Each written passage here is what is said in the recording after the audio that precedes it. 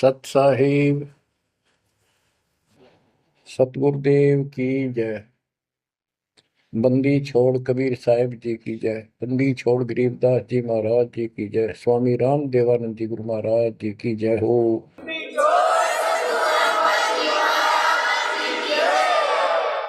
सर्व संतों की जय, सर्व भक्तों की जय, धर्मी पुरुषों की जय। श्री काशी धाम की जय, श्री सुडानी धाम की जय, श्री क्रोथा धाम की जय, श्री बरवाड़ा धाम की जय। सत साहिब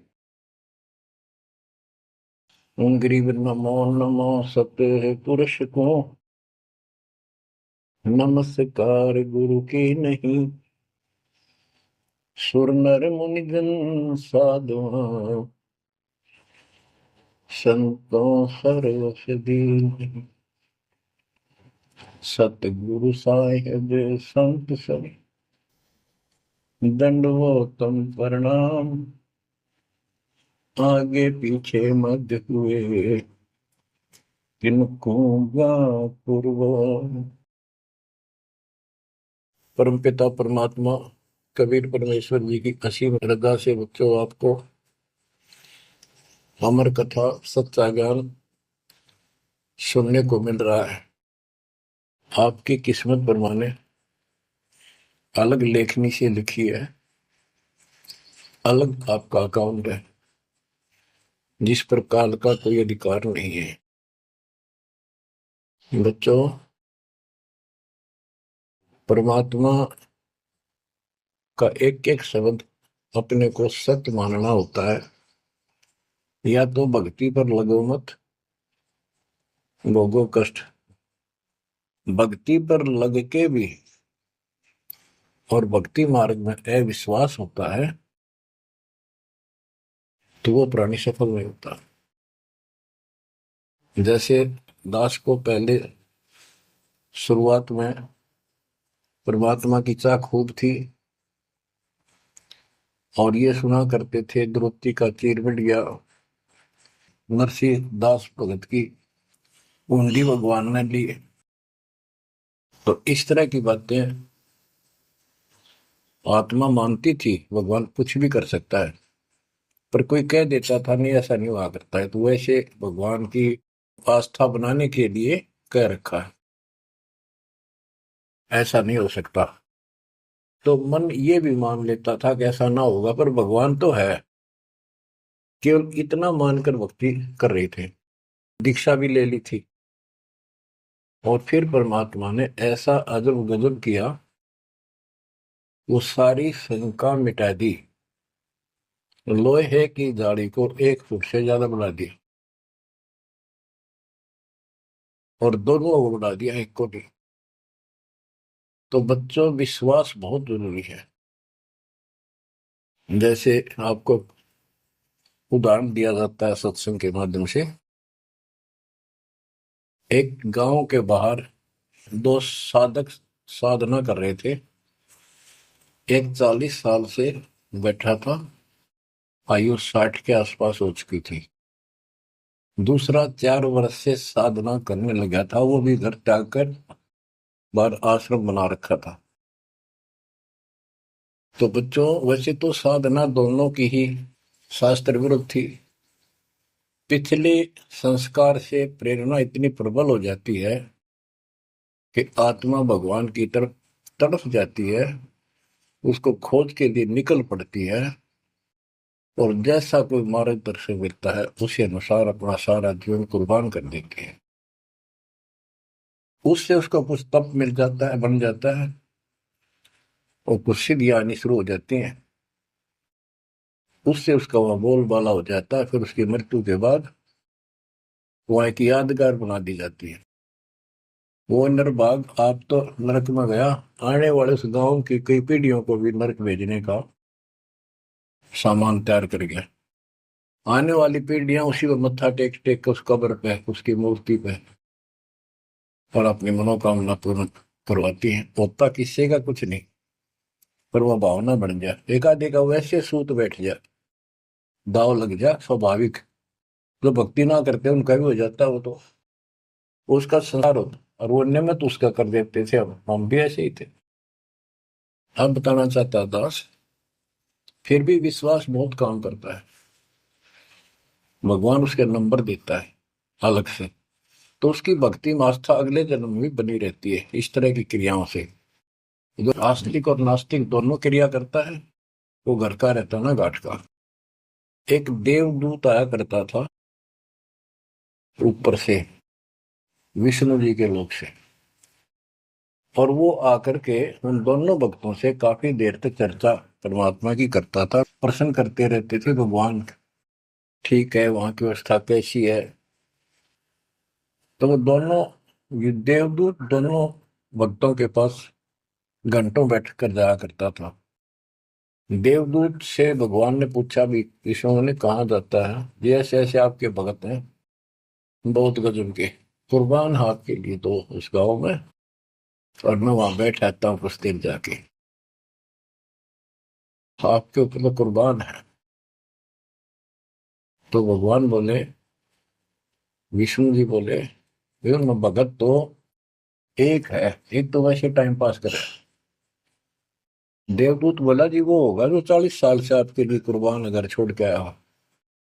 तो भगवान बोले, ना, दूसरा जो 4 साल से बैठा है वो भगत है, उसको मुझ पर विश्वास है और बड़े पर को विश्वास नहीं है। ये बात उस देवदूत का गले नहीं उतरा, ये तो हो ही नहीं सकता। तो भगवान ने समझ लिया कि देवदूत ये विश्वास नहीं मेरी बात पे। तो विष्णु जी बोले, भाई एक काम करना देवदूत, आज तू लेट जाना समय से, बस जिस समय जाता है,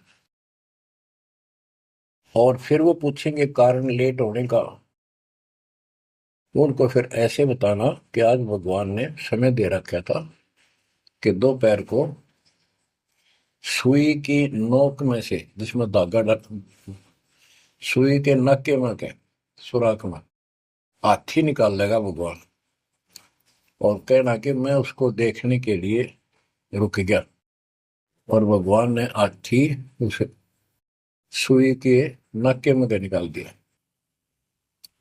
वो इसी तरह की क्या, देवदूत पहले उसके पास गया, बड़े के पास, क्योंकि उसको भरम था। तो विष्णु जी ने कहा था, फिर ये देखना वो कौन क्या प्रक्रिया करता है, तुझे स्वयं फैसला हो जाएगा भगत कौन है। देवदूत उस बड़े के पास गया, उसने भी ये जाते कारण पूछा कि क्या बात, देवता से लेट हो गए, आपकी बहुत इंतजार थी, और आपके साथ बैठकर भगवान की चर्चा करते थे, अच्छा समय व्यतीत होता था, क्या बात होगी, क्या कारण हो गया, लेट हो गया बस। देवदूत ने वही बताया कि आज दोपहर को भगवान ने एक लीला करनी थी, वो देख कर आया। तो भगत बोला, क्या लीला की, कि कमाल कर दिया भाई, हद कर दी। भगवान ने एक हाथी को सुई के नक्के में निकाल दिया। इसको देख कर आया मैंने, इसको देखने के लिए रुका था। भगत बोला, 40 साल वाला देवदूत, देवता, इसी झूठ बोल, किसी का दत्त जा, ये कभी हो सकता है? सुई के नक्के में का हाथी निकल जा, क्यों झूठ बोल रहा है?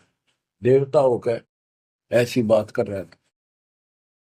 तो उस देव की भैंस उठ गई और उसके सारे अनुभव फेल हो गया। तो भगवान ठीक है, कहते तो कति डांगर है, जब इसको इतना विश्वास नहीं, भगवान कुछ नहीं कर सकता, तेरे जैसा घसियारा है, फिर भक्ति क्यों कर रहा है? देवदूत उठ कर चल पड़ा। फिर वो 4 साल वाले के पास गया, उसने सोचा यूं तो हमारा धमका दे मेरे को, गुस्से होएगा, इसको तो ज्ञान ही कुछ नहीं होगा अभी तक। उस 4 साल वाले ने भी, भगत ने पूछा, देवदूत तभी लेट हो गए, आपके आने की बड़ी इंतजार रहती थी, आज तो सोच लिया था शायद नहीं आएंगे, क्या काम हो गया ऐसा कोई, हमें भी बताओ। देवदूत बोला, भाई ये बताऊं, झूठ मैं कह नहीं सकता, और सच्ची किसी का गला उतरती नहीं। भगत बोला, बताओ तो सही क्या बात है। क्या दोपहर को भगवान ने एक लीला करनी थी, मैं उसको देखने के लिए रुक गया। क्या लीला थी? देवदूत बोला, सुई के नक्के में गए, भगवान ने हाथी निकालना था। भगत बोला, फिर क्या हो गया? कि वो निकाल दिया, कमाल कर दिया।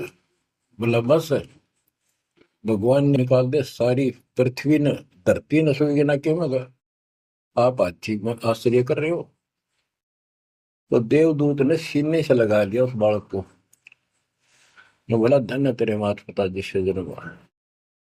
भक्ति कर विश्वास नहीं तो खाक भक्ति है वो। कह कबीर सुनो विषा दो, मैं तो हूं विश्वास में। तो अपने परमात्मा की विज्ञा पे अविश्वास नहीं होना चाहिए। और ये धीरे धीरे आपके साथ भी परमात्मा ऐसी लीला करते रहेंगे और कर भी दी होगी।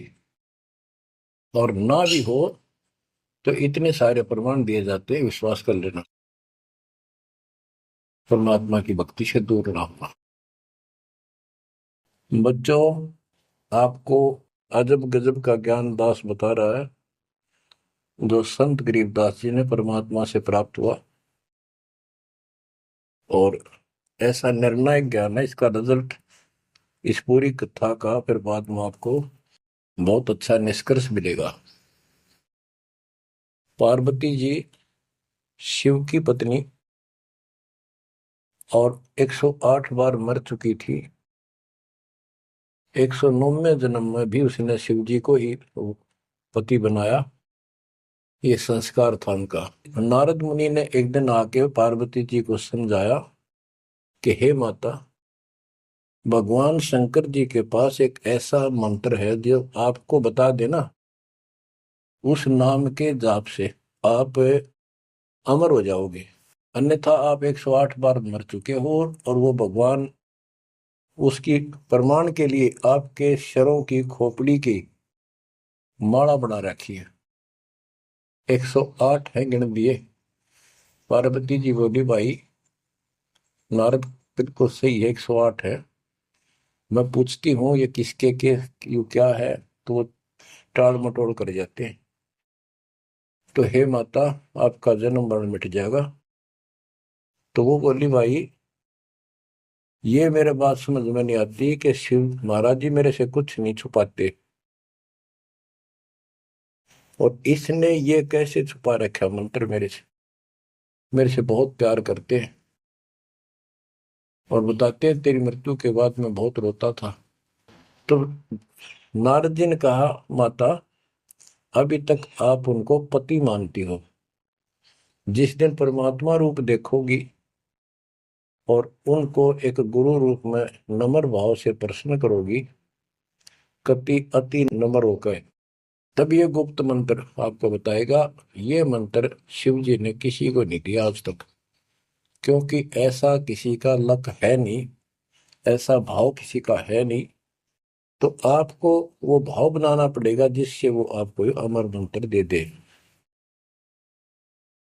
नारद कह के चला गया। पार्वती को बेचैनी होगी, माता जी को। शिव जी जब घर आए और दिनों तो वो दूसरे ढंग से बात करा करती, क्योंकि पत्नी बराबर का हकदार होती है, हिस्सेदार होती है। उस दिन चरणों में लेट गई, दंडोत प्रणाम किया और चरण पकड़ के रोने लगी और कहने लगी, हे भगवान, मुझसे ऐसी कौन सी गलती बन गई कि आपने मेरे से वो अनमोल मंत्र छुपा रखा है? हे भगवान, मैं 108 बार मरी, क्या आप दुखी नहीं हुए होगे? मुझे वो नाम बता दे जिससे मेरा जन्म मरण मिट जाए। अब शिव जी उसके मुंह की तरफ देख रहा है, पार्वती की सारी आओ भाव को समझ रहा है। कहने लगा, पार्वती आज तेरे को कौन सा भगवान आत्मा मिल गया जिसने तेरी बुद्धि बदल दी? ये तेरी बुद्धि का ज्ञान नहीं है, तेरे को तो मैं जानता हूं। ये बात तेरे मन में भी नहीं आती थी। मैंने कोशिश भी की, भक्ति किया करो, आप कह देती थी आप भगवान हो, मुझे क्या जरूरत है, मैं भगवान के साथ हूं, मैं उनकी अर्धांगनी हूं। तब पार्वती जी ने बताया कि नारद जी आए थे उन्होंने मुझे ये सब बताया। तो भगवान शंकर बोले, पार्वती सुन ले, जितनी बार तू मेरा पागल जैसा हाल हो जाया करता था। एक बार तो राजा दक्ष के यज्ञ में जलकर मरी, तेरे अस्थि पिंजर को उठाए मैं 10,000 वर्ष तक घूमता रहा था। तो आप कंधे पर रख के और पार्वती पार्वती करता हूँ। तो एक सुदर्शन चक्कर आया, उसने काट के तेरे टुकड़े कर दिए शरीर के। जब मैं ठगा सा रह गया, मेरे हाथ कुछ नहीं बचा, फिर तेरा जन्म हो गया, शादी फिर होगी। वह भूल पड़ी।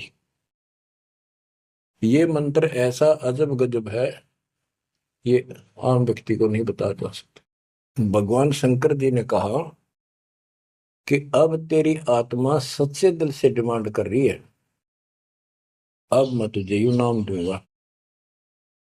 गरीबदास जी बताते हैं कि जैसे सीप एक जानवर होता है, शंखला सा जैसे एक शंख होते हैं, इस टाइप के मजबूत शरीर का, और उसको सीप बोलते हैं। सीप, वह सीप जो है, गर्मी हो जाती है जब उसको अंदर पानी की डिमांड होती है, मोती बनाने के लिए उसमें प्रेरणा होती है, जैसे पशु में गर्भ धारने की होती है। उस समय सीप समुद्र के ऊपर आ जाती है, ऊपर बादल गरज रहे होते हैं, यदि उसका मुख खुला हो और बारिश की एक बूंद भी उसके मुख में चली जा, तो उससे मोती बनना शुरू हो जाता है। उस बूंद को लेकर शिप वापस समुद्र में गोता लगा जाती है, उसमें मोती बन जाता है। और यदि सीप का वो मुंह बंद हो तो सारा सामान बरस जाए उसके ऊपर, मोती नहीं बने। तो पार्वती को समझाया कि अब तेरी सीप का आत्मा का मुंह खुल चुका है, अब मैं यू नाम दूंगा, असर करेगा। और पहले तेरी सीप आत्मा का मुंह बंद था, इसलिए ये उन्मोद मंत्र ऐसे व्यर्थ नहीं कर सकता था। फिर कहा कि चलो, सुबह सुबह एकांत स्थान पर पहुंच गए। वहां एक सूखा वृक्ष था, पत्ते भी नहीं थे, उसके नीचे बैठ गए। और बच्चों वहां पर दोनों हाथों की ताली बजाई, तो आसपास के पक्षी उड़कर भाज गए, इतना शोर हुआ। और जो अंडे थे वो बच्चे बढ़कर उड़ गए। उसी वृक्ष की खोगड़ में एक खोखले स्थान पर तोते के अंडे थे। वो जो अंडे थे, वो स्वस्थ अंडे, तो बच्चे बढ़कर उड़ गए। अस्वस्थ था एक अंडा, कति खराब हो गया था, गंदा हो गया था, वो वही रह गया। भगवान शंकर को पता नहीं था कि इसमें कोई तोते के बच्चे भी है, अंडे भी हैं। उनको मालूम था कि अंडे भी होंगे तो बच्चे बनकर जा चुके होंगे। अब बच्चों, बहुत सी कहानी इस एक ही कथा से आपको समझ में आएगी। जैसे ये क्या करते हैं, भक्ति ना करके मृत्यु के प्राप्त हो जाते हैं, फिर क्या करते हो, अस्थियों को उठाते हैं, जड़ी हुई हड्डियों को, उनको उठाकर गंगा में बहा के आते हैं। उनका उद्देश्य तो ये होता है कि इसको इतने गहरे पानी में डाल दे कि जो व्यक्ति मर जाता है, स्त्री या पुरुष, जब वो प्रेत बन जाता है तो अपने घर आता है। घर में वो अपने बॉडी को खोजता है, फिर वो जाता है शमशान घाट पे। उसको एहसास होता है कि ये ताजा ताजा जो फूके गए हैं, ये तेरी हड्डी है। उन हड्डियों को अपनी मान कर उनके चिपक जाता है भूत। और फिर कभी घर और कभी उन हड्डियों के पास वहां चक्कर काटता रहता है और परिवार वालों को तंग करता है। तो क्या कर, इसीलिए उसको उन हड्डियों समेत उठाकर उसने इसी जगह डालते हैं, उसको भेदना नहीं लगता, और वो भटक भटक के चला जाता है। तो बच्चों, अब हमने न तो ये क्रिया करनी, क्योंकि हम भूत बनाए को नहीं, हमारी सच्ची भक्ति है, और उससे कोई समाधान नहीं हो जाता। तो इसी प्रकार जो दास बताना चाहता है कि मरने के बाद भी उन हड्डियों को भी वो जीव अपना मान रहा था कि मेरी है, उनके चिपक जाता है। इसी प्रकार जो गंदा अंडा हो गया था, वो आत्मा उसका चिपकी हुई थी कि मेरा है। हालांकि वो कति खत्म हो चुका था, कुछ दिनों में उसकी वो सूख जाता, खत्म हो जाता, फिर वो उसको छोड़ कर चलती। तो वो आत्मा उसके साथ चिपकी हुई थी, उधर से पार्वती जी को कथा सुनाना शुरू कर दिया। अमर कथा सुनाई। क्योंकि गरीबदास जी कहते हैं, कबीर साहब ने बताया, हम बैरागी ब्रह्मपद सन्यासी महादेव, सोहम मंत्र दिया शिव जी को, वो करे हमारी सेव। तो कबीर साहब ने इन सब को यो अमर ज्ञान सुनाया था, सतलोक वाला, सृष्टि रचना सब सुनाई। भगवान ऐसा है, भगवान ऊपर है, भगवान ऐसा है, वो सबका मालिक है। जब तो मान ली, प्रथम नाम एक ले लिया, किसी को ओम दे दिया, किसी को सोम दे दिया, किसी को श्रीयम हरियम दे दिया, किसी को किलियम। इस तरह इनको अपना बनाया परमात्मा ने। और फिर सोचा था कि दोबारा मैं आऊंगा, अगर इनकी बुद्धि काम करेगी, इनकी आस्था ठीक रही, तो फिर नए सिरे तो मंत्र पहला दूंगा। जब दूसरी बार परमात्मा गए, तो इन सब की बुद्धि काल ने फेर दी। इन्होंने सुनी भी नहीं कबीर साहब की बात।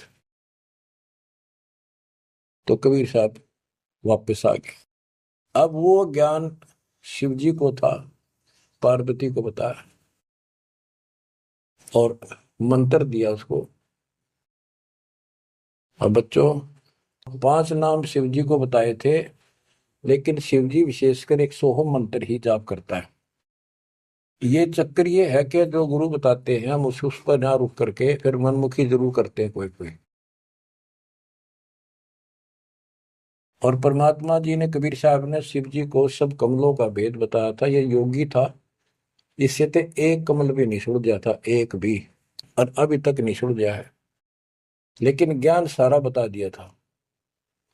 तो पार्वती को सुनाया जा रहा था ज्ञान, पार्वती यश करती जा रही थी, देखो ये मूल कमल है, आगे चलो स्वाद चक्र है, फिर नाभि कमल है, हृदय कमल है, उसमें ऐसे ऐसे देवता हैं, कंठ कमल में ऐसा है, त्रिकुटी कमल तक पहुंचा दिया बस।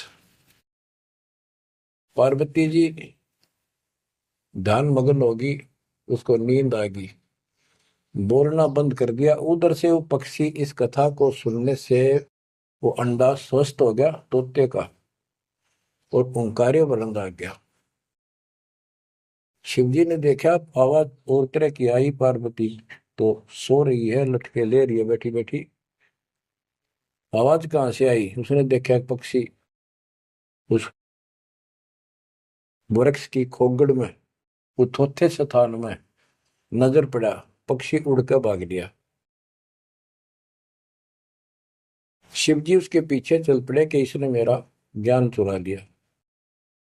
आकाश में उड़ गया, उड़ के पीछे हो लिया। ये तोते वाला जीव अब परमात्मा की अमर कथा सुनता है, उसमें भी शक्ति सिद्धि आ गई थी। और ये ज्ञान जो है पूरे पहुंचे हुए संत से सिद्धि युक्त और अधिकारी से सुनने से ज्यादा असर करता है। भगवान शिव 3 लोक के प्रधान है, इनमें आध्यात्मिक शक्ति है, वो साथ मिलकर उसकी आध्यात्मिक शक्ति के साथ वो वाणी परमात्मा अमर कथा उसके भी बॉडी में गई, उसमें सिद्धि आ गई। मोक्ष तो बहुत दूर की बातें हैं, ये तो लंबा चैप्टर है, लंबी कहानी है, लेकिन सब थोड़ा थोड़ा हिंट आपको देना पड़ता है, कहीं कभी कोई मिसगाइड ना करते। सिद्धियों कहते ये अष्ट सिद्धि 9 निधि के भरे पड़े हैं शिव जी, और इनके वचन से भी सिद्धि आ जाती है, किसी को ये कह दे तो। लेकिन सिद्धियां ने के चाटा, ये मोक्ष तो ना हुआ है। भाव कहने का ये है कि वो तोते वाला प्राणी वेद व्यास के आश्रम में पहुंच गया, उड़ता उड़ता पीछे पीछे शिव जी, वहां शरीर छोड़ गए। और व्यास की पत्नी ने जमाई ली थी, उसके द्वारा, सांस के द्वारा वो सूक्ष्म जीव अंदर चला गया। और जब गर्भधारण का समय आया, तो उनके गर्भ में स्थान लिया, उस बच्चे के शरीर में प्रवेश हो गया, 12 वर्ष तक वहीं रहा। आगे कथा इसमें आगे आएगी, वो बताऊंगा। अब ये वाणी सुनाऊंगा जो आसानी से आपको समझ में आएगी। मोक्ष मुक्ति का लख्यान बेवा, ब्रह्म में पुत्र व्यास सुखदेवा, सतगुर मेरा महादेव पंका, 84 की मिटी न शंका। कि महादेव जैसे भी उनको मिले फिर भी 84 लाख योनियों का चक्कर उसका मिटा नहीं। 78 जन्म गौरी भरमाई, शिव को रुणमाला गले लाई। अर्ध शरीरी देवी गौरा, जिनका थीर बयानी मोरा। 108 जन्म पार्वती जन्मती मरती रही और शिव जी ने उसके सिर की माला, सिर के रुंड खोपड़ियां माला बनाकर गले में डाल रखी थी। अर्ध शरीरी देवी गौरा, जिनका थीर भया नहीं बोरा। अर्धंगनी थी शिव की पार्वती और उसका भी मोक्ष नहीं हुआ। नारद मुनि उपदेश बखाना, गिरजा सुनो मोक्ष पद ज्ञाना। सुन हे देवी गौरा माई, 68 तीर्थ पर भी नाई। पिंड प्रदान किए का बारा, खुला नहीं मुक्ति का द्वारा। जब पिंड प्रदान कहते हैं ना, पिंड प्रदान करने से भूत जुनी जा छूटे थे, पिंड प्रदान करंत गरीबदास जिंदा के नहीं मिला भगवंत। जैसे पार्वती भूत पड़ गई, पिंड प्रदान कर दिए, भूत जुनी छूट गई और फिर पता नहीं किस दुनिया में चला जाता प्राणी। इसके संस्कार अच्छे थे, ये फिर मनुष्य जीवन लड़की का जन्म हुआ, शिव जी के ब्याह गई। ये पिछले जन्म जन्मांतर की शक्ति भक्ति के कारण मनुष्य जीवन ज्यादा भी हो सकते हैं, लेकिन मोक्ष न होने से फिर 84 लाख योनियों में जाना था। इस पार्वती ने भी आगे भी जाएगी, शिव जी भी मरेगा, पार्वती भी मरेगी और फिर ये 84 लाख योनियों में जाएंगे। कहते हैं चंद सूरज की आयु लग, जो जीव का रह शरीर। सतगुर से बेटा नहीं तो अंत कीर का कीर। अगर चांद सूरज की आयु तक भी जीव का शरीर रहे और पूरा सतगुरु मिला नहीं तो अंत में कीड़े मकोड़े बनेगा। अब नारद जी बता रहे पार्वती जी को, सुन हे देवी गौरा माई, 68 तीर्थ पर भी नाई। पिंड प्रदान किए के बारा, खुला नहीं मुक्ति का द्वार। सारे कर्म कांड कर लिए तेरे मृत्यु के बाद, तेरा फिर भी मोक्ष नहीं हुआ, फिर जन्म हुआ। रुंडमाला शिव के गले माही, सो देवी तुम जानो नाई। गरीब रुंडमाला शिव के गले, गेजा के सब शीश। भक्ति दुराई देव को ना परसा जगदीश। तुमरा देवी रूप विशाला, शिव तो पैर रहे रुंडमाला। भौतक पर लहो हो जाई, लंबी उम्र शिव कलिमाई। दीर्घायु शिव है अनुरागी, तुम देवी गौरी दिल त्यागी। मूल मंत्र ने नाम सुनाया, ताते कल्प हुए तेरी काया। महादेव देवनपति देवा, जाकी करी ने गौरी सेवा। कर बंधन कर शीश नवाओ, तन मन अर्पो शीश चढ़ाओ। शिव है मोक्ष मुक्ति के दाता, तो से भेद कहूं गौरी माता। चरण गहो चिंतामणि केरा, ताते प्राण अगय हो तेरा। कमल रूप देवी दिल की न्या, नारद मुनि उपदेशी चीन्या। जब आए शिव मंदिर अवधूता, देवी चरण लिए सतरूपा।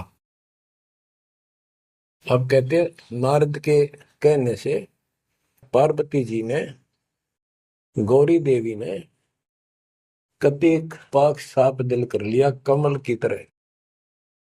कमल के ऊपर कोई मैल नहीं होता, ना कोई धूल टिकती है, ना जल टिकता है, ना कोई कीचड़ टिकता है। तो ऐसा साफ दिल किया और जब शिवजी घर पर आए, उनके चरणों में चरण लिए सतरूपा। सच्चे भाव से चरण लिए। चरण पकड़ रोवत है बाला, मोरे शीश किए रूपमाला। मोसे भक्ति दुराई देवा, न जाने नी तुम्हारी सेवा। मोसे भक्ति दुराई स्वामी, हमसे भेद कहो निज दामी।